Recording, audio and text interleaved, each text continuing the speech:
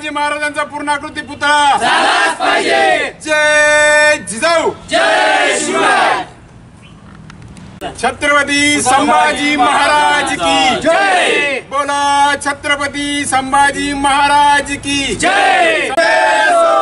छत्रपती संभाजी महाराजांचा विजय असो। छत्रपती संभाजी महाराजांचा पूर्णाकृती पुतळा झालाच पाहिजे। छत्रपती संभाजी महाराजांचा पूर्णाकृती पुतळा झालाच पाहिजे। छावा संघटनेचा विजय असो। छावा संघटनेचा विजय असो। जय जिजाऊ, जय शिवराय। जय शिवराय, जय जिजाऊ, जय शिवराय। तुमचं आमचं नातं काय? जय जिजाऊ, जय शिवराय। संभाजी महाराजांचा पूर्णाकृती पुतळा झालाच पाहिजे। संभाजी।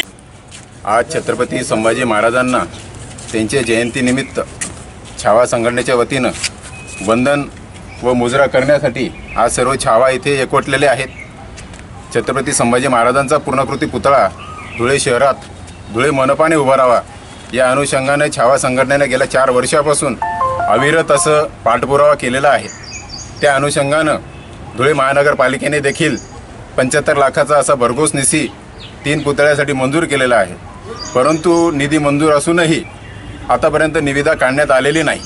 छावा संघटनेने निविदा काढण्यासाठी निवेदनं दिलेली आहेत, परंतु पूर्ण चालढकल झाल्या कारणानं तर पुतळ्याचं काम मार्गी लागलं नाही।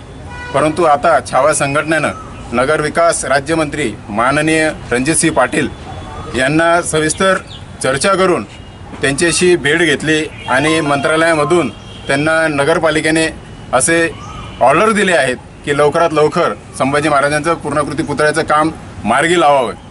येणाऱ्या दिवसात 2018 येणाऱ्या शंभू महाराजांच्या जयंतीला पूर्णाकृती पुतळा हा धुळे शहराच्या धुळेकर नागरिकांना त्याचं दर्शन पाहायला मिळेल। लवकरच छावा संघटनेच्या वतीनं एक सर्व जाती आणि सर्व धर्माच्या लोकांना जवळ घेऊन एक समिती गठीत करण्यात येणार आहे आणि त्या समितीच्या माध्यमातून पुतळा कसा असला पाहिजे, त्याची साईज काय असली पाहिजे, त्याचं आयडेंटिफिकेशन काय असलं पाहिजे या निमित्तानं सर्व चर्चा करून आणि जर समजा नगरपालिकेने निधी देण्यास नकार दिला तर छावा संघटना स्वतःच्या हिमतीने हा पुतळा उभारल्याशिवाय राहणार नाही। एवढं नगरपालिकेने याची दक्षता घ्या।